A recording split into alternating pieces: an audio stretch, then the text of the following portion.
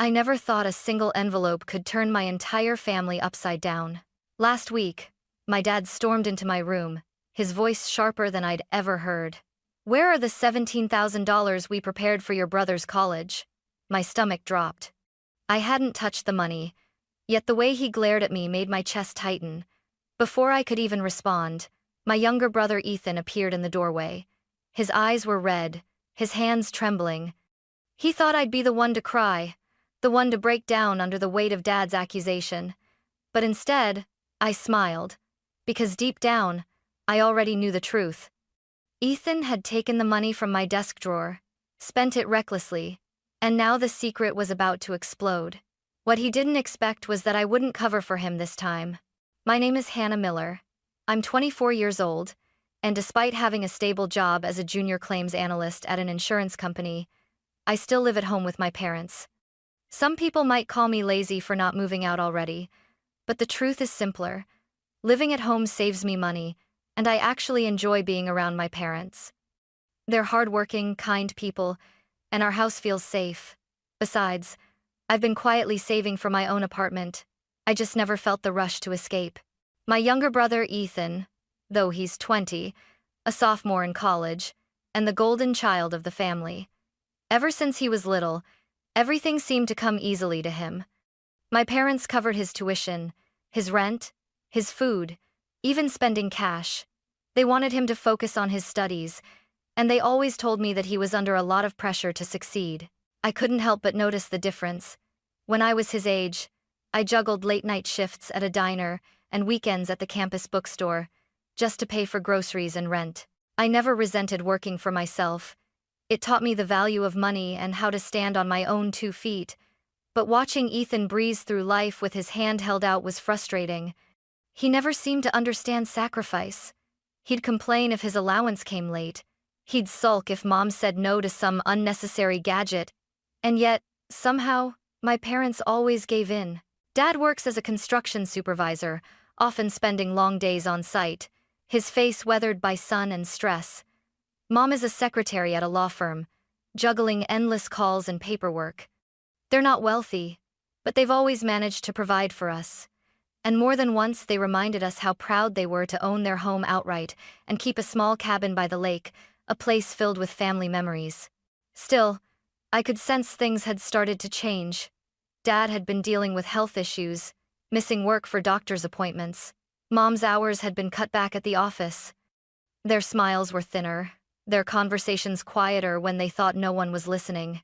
And in those moments, I began to realize how fragile our stability really was. Ethan, of course, didn't notice any of it. He breezed in and out of the house like a guest at a hotel. He came home on holidays, dropped his laundry in the hall, raided the fridge, and left again without so much as a thank you. If my parents were exhausted, if they were worried about bills, he either didn't see it or didn't care. Looking back now, that imbalance, the one where I carried responsibility while Ethan floated on privilege, was the crack in the foundation of our family. And when $17,000 entered the picture, it wasn't just a crack anymore, it was a full collapse waiting to happen. The turning point came late one evening in early spring. I was upstairs finishing some reports for work when I overheard my parents talking in the kitchen. Their voices were low, but the tension in them carried straight through the floorboards. "We don't have it saved this time," Mom whispered, her words sharp with worry. "Ethan's tuition is due in 3 months and we're short. We always manage, but this year, I just don't know." Dad let out a long sigh. I pictured him rubbing his forehead, the way he always did when the weight of the world pressed down on him. "I can't pick up overtime right now. My back still hasn't healed, and the doctor said I shouldn't push it. What are we going to do, Margaret?" The silence that followed felt heavier than anything. For the first time, I realized they weren't just tired, they were truly scared. Our family had always been able to make ends meet, but this year was different. That's when Mom suggested the old lake house. "What about the cabin?" she said quietly. "There's so much old furniture, appliances, tools. We never use any of it. Maybe if we clean it out, we could sell enough to cover tuition." At first, Dad resisted. The cabin wasn't just a building, it was part of our family history. My grandparents had left it to us, and some of my best childhood memories were made on its porch, looking out at the water. But eventually, practicality outweighed sentiment. "You're right," he admitted. "It's the only way." From that weekend onward, my parents devoted every spare moment to sorting through decades of belongings. I offered to help, but they insisted I keep focusing on my job. Still, I visited when I could, and every time I did, I saw another piece of our history carried out the door. They sold Dad's old fishing boat to a neighbor down the road for $3,000. The dining room set my grandparents had bought in the 70s went for $800. Tools, appliances, even scrap metal, everything that could bring in a little cash was hauled off. It was heartbreaking and hopeful all at once. Week after week, the pile of cash grew. By the end of 2 months, they had counted every bill carefully and stacked them in a thick envelope. The total was exactly $17,000, enough for Ethan's next year of college. I remember the night they came home from the cabin for the last time. Their hands were blistered, their clothes smelled of dust and sweat, but there was relief in their eyes. Mom placed the envelope on the table and smoothed her palms over it as if it were something sacred. "It's done," she said softly. "He'll be taken care of." Neither of them noticed the flicker of guilt that crossed my face, because deep down, I knew Ethan didn't see the sacrifices they'd just made, and I wasn't sure he ever would. The next morning, as I was rushing to get ready for work, Dad called me into the kitchen. He looked more serious than usual, and in his hands was that thick, worn envelope I had seen Mom smoothing over the night before. "Hannah," he said, sliding it across the table toward me. "I need you to do me a favor." I hesitated before even touching it. The weight of responsibility seemed to radiate off the paper. "What is it?" I asked carefully. "This is all the money from the cabin," he explained. $17,000, every dime we managed to raise. I need you to deposit it into the family account today. I can't get away from work, and your mother has meetings stacked back to back. You're the only one who has the time." I froze, staring at the envelope. I could almost hear the hours of labor and sacrifice it represented. My parents had given up pieces of their past for this. "Dad," I said slowly, "that's a lot of money to carry around. Are you sure you want me to take it with me?" He nodded, though his expression was strained. "We don't have a choice. Just keep it safe until you get to the bank." But as I glanced at the clock, my heart sank. "The bank doesn't even open until after I'm already at the office," I reminded him. "And I can't leave early today. My boss made it clear I need to stay until the project deadline is done." Dad's shoulders sagged. For a second, I thought he might change his mind. But instead, he rubbed his temple and sighed. "All right. First thing tomorrow morning then. Just keep it somewhere safe tonight." I picked up the envelope, startled by its heaviness. $17,000 in 20s, 50s, and hundreds. I carried it upstairs to my room, scanning the space for the best hiding spot. The dresser drawers were too obvious, and I didn't trust the closet. Finally, I opened my desk. The top drawer was cluttered with old notebooks and college essays no one had touched in years. Sliding the envelope beneath the stack, I closed the drawer gently, testing it twice to be sure it looked undisturbed. All day at work, the thought gnawed at me. What if someone finds it? What if I'm careless? When I came home that evening, I checked the drawer immediately, reassured by the sight of crumpled paper stacked neatly over the hidden envelope. But as I turned off the light and crawled into bed, I couldn't shake the unease in my chest. It wasn't just the fear of losing the money, it was the knowledge that the entire future of my brother's education rested in that drawer. And somewhere deep inside, I wondered if trusting Ethan anywhere near it was already a mistake. When I pushed open the front door the next evening, something felt immediately wrong. The house was too loud, music thumping faintly from upstairs, laughter echoing down the hallway. Dropping my work bag by the door, I stepped into the living room and froze. There was Ethan, my 20-year-old brother, sprawled across the couch like a king on his throne. He wore a brand new leather jacket, shiny sneakers I'd never seen before, and a watch that glittered under the lamp. In his hands was the latest smartphone, the kind that costs more than a month of my rent would someday be. "Ethan?" My voice came out sharp, suspicious. "When did you get home? And where did you get all that stuff?" He grinned, twirling the phone like it was a toy. "Relax, sis. I came back early for the weekend. You like my new look?" I narrowed my eyes. "New look? That's not a look, that's thousands of dollars. Did you get a job I don't know about? Ethan snorted. Me? Work? Come on, Hannah. I'm not crazy enough to waste my time flipping burgers like you did back in college. He leaned back smugly. My stomach dropped. Then, how did you pay for it? He tapped his temple with a cocky smile. Let's just say I stumbled across a little treasure chest.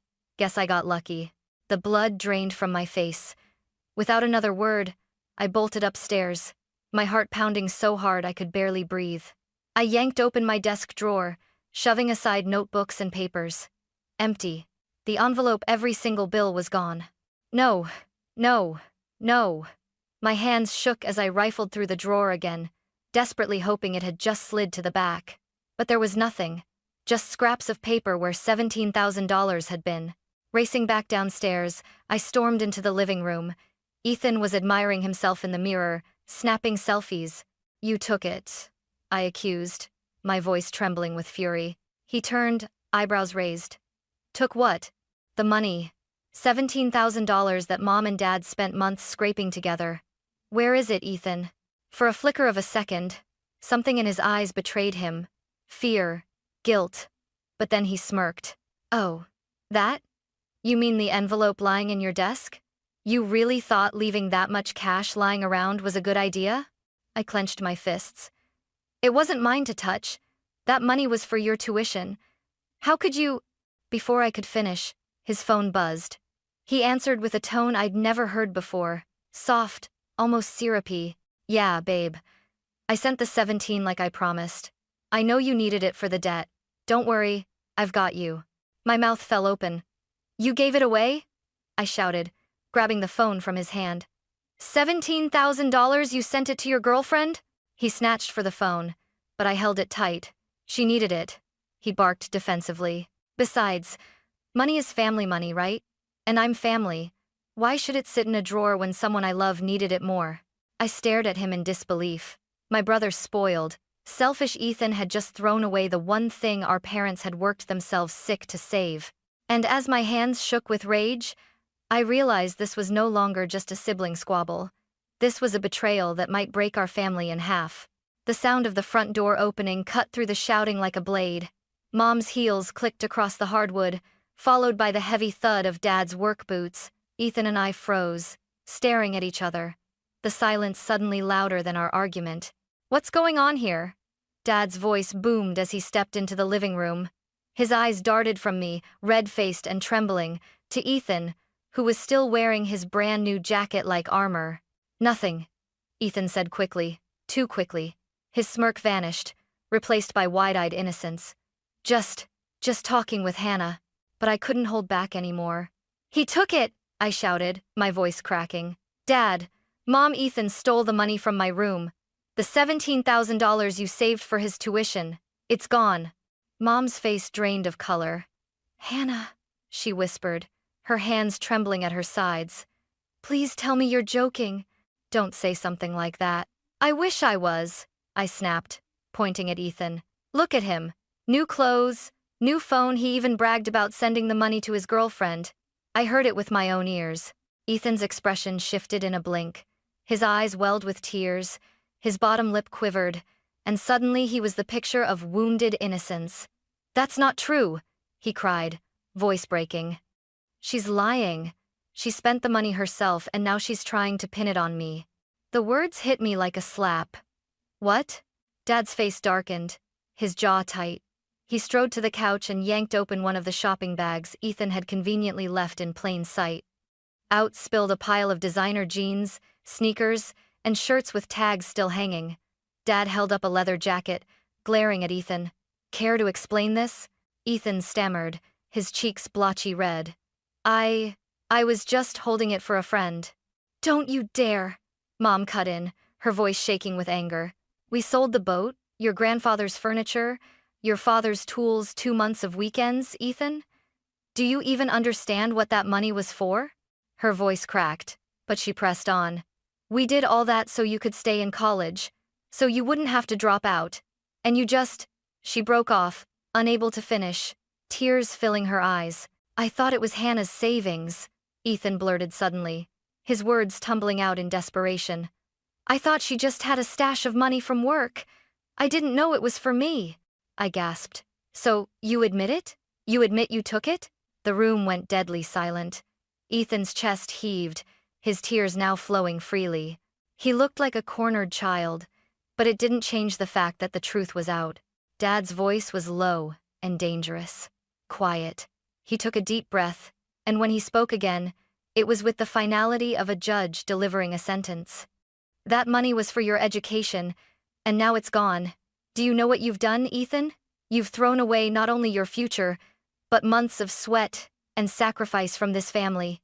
Ethan sobbed, his hands covering his face. I'll fix it, he whimpered.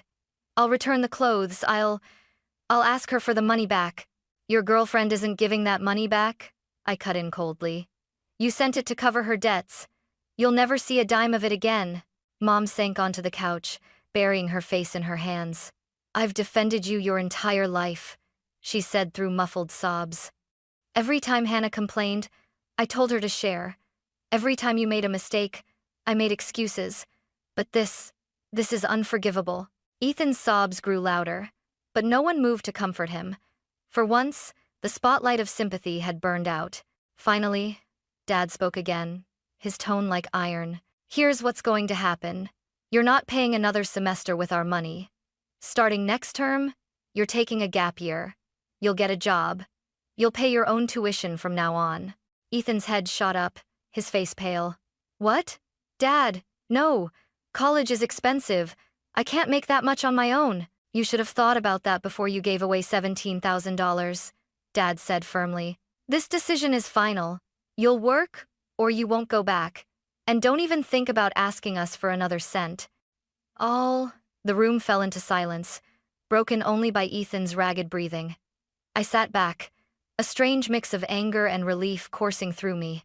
For once, my parents weren't making excuses. For once, Ethan was facing the consequences of his own actions. And though he sobbed like his world was ending, all I could think was, maybe, finally, it was beginning. The house was quiet for hours after Dad's verdict. Ethan had locked himself in his room, his sobs muffled behind the door. I tried to focus on my dinner, but the tension hung thick in the air like smoke. Finally, late that night, I heard his footsteps thundering down the stairs.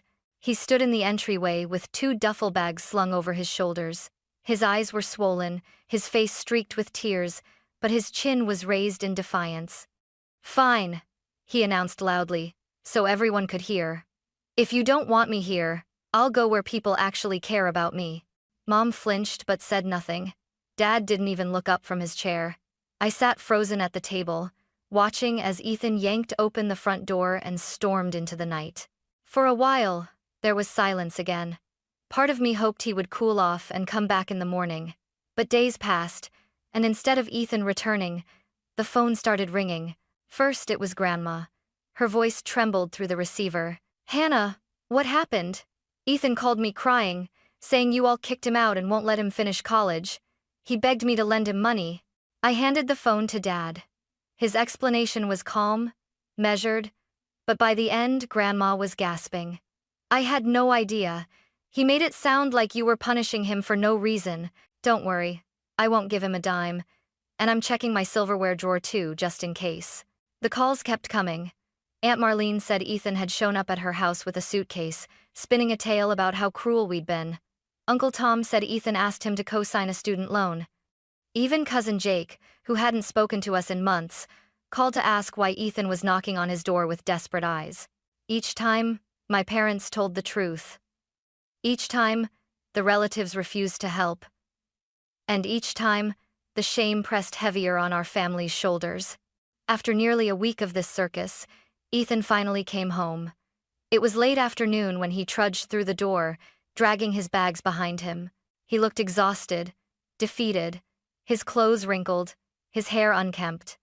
For the first time in years, he didn't resemble the confident younger brother who had always strutted through life untouched by consequences. He collapsed onto the living room chair, burying his face in his hands. I went to everyone, he muttered. Grandma, Aunt Marlene, Uncle Tom, even my friends from school. Nobody would help me, not one person. Are you surprised? Mom asked bitterly. She stood with her arms crossed, her eyes red from days of crying. You burned every bridge the second you decided to steal from your own family? Ethan didn't answer. He just sat there, shoulders slumped, staring at the floor. Finally, Dad spoke, his voice steady but not unkind. You can stay here, but things are going to be different. You'll get a job, and every paycheck goes into a savings account. You'll keep your tips for daily expenses, but that's it. No more handouts, no more excuses. Ethan lifted his head, eyes shining with fresh tears. A savings account? Dad nodded. When you've saved enough, then and only then you can decide whether to go back to college. Until that day, you're on your own. For once, Ethan didn't argue. He just nodded, defeated, as if he finally understood that his old life was gone. And though my heart ached for my parents, I couldn't deny the flicker of relief that stirred inside me. Maybe, just maybe, this was the first step toward Ethan finally growing up. 2 weeks later, Ethan had his first job. Dad drove him downtown to a family restaurant that was always looking for extra hands. By the time he came home that night, his face was flushed, his hair damp with sweat, and his uniform carried the heavy scent of grease. How was it? I asked cautiously from the kitchen doorway. He dropped his apron on a chair and sank into the couch with a groan. My feet feel like they're on fire. Customers are rude. The manager yelled at me twice. And all of that for a handful of tips. He pulled a few crumpled bills from his pocket and tossed them onto the coffee table, no more than $40. Welcome to real life, I said quietly. For once, he didn't snap back. Week after week, Ethan stuck with the job. Every Friday, he handed Mom his paycheck without protest. She deposited it into the special savings account Dad had opened, while Ethan kept only his tips for snacks and bus fare. Slowly, the cocky grin I'd grown up resenting disappeared. He looked tired, older somehow, but also more grounded. The change didn't stop his girlfriend from calling. I overheard him one night, whispering into his old flip phone. I don't have it, babe. I told you I don't have access to the savings account. My parents control everything. Her voice was so loud I could hear it from the hallway. If you loved me, you'd find a way. You always find a way. A pause, then Ethan's shaky response. Not this time. I can't. Within a week, she was gone. No dramatic breakup, no tears, just silence. Her number stopped appearing on his screen. The boy who once bragged about spoiling her with money was suddenly irrelevant when he couldn't buy her dinner or pay off her debts. I expected Ethan to spiral, to lash out in anger. Instead, he grew quieter. He worked longer shifts, came home with blistered hands and aching feet, and started talking less about what he deserved and more about how much things cost. On his 21st birthday, I slipped $500 into a card and placed it in front of him at dinner. He opened it, stared at the cash for a long moment, and then surprised me by pushing it across the table to Dad. Can you deposit this in my account too? I want to save every penny I can. For the first time in years, I saw something genuine in his eyes, not arrogance, not entitlement, but humility. In that moment, I realized my brother wasn't just working for money anymore. He was working for redemption. By midsummer, our family cabin by the lake looked completely different. The dust and cobwebs had been cleared, the walls repainted, and new furniture filled the empty rooms. It no longer felt like a storage space for the past, but like a place ready for new memories. One evening, we sat together on the porch, the four of us, for the first time in months, watching the sun sink into the horizon. The air smelled of pine and fresh water, and for a moment, it felt as if the world had slowed down. Ethan sat beside me, dressed in plain jeans and a simple t-shirt. No flashy sneakers, no designer labels, no expensive gadgets. His hands were calloused now, and there were faint shadows under his eyes, but he carried himself differently, steadier, humbler. You know, he said quietly, breaking the silence, I never really understood how hard it is to earn even $50 until now. When I see something that costs $100, I think, that's 2 whole days of work. It makes me sick to remember how I treated money before. His voice faltered. How I treated all of you. Mom reached over and squeezed his shoulder. We spoiled you, she admitted softly. We made excuses when we should have taught you consequences. But we're not going to make that mistake again. Dad nodded, his gaze fixed on the rippling water. This family works hard for what we have. If you respect that, you'll never lose your way again. I studied my brother's profile in the fading light. For the first time, I saw not the entitled boy who had nearly destroyed our family's trust, but a young man who had learned the cost of his mistakes. I'm proud of you, Ethan, I said honestly. Not for being perfect, but for changing. He turned to me, and a small, genuine smile spread across his face. Thanks, Hannah. That means more than you know. As the sky turned shades of purple and gold, I realized something. The disaster with the $17,000 hadn't just broken us, it had rebuilt us. It forced us to confront truths we'd ignored, to set boundaries we'd avoided, and to grow in ways we never expected. And maybe, just maybe, we were stronger for it.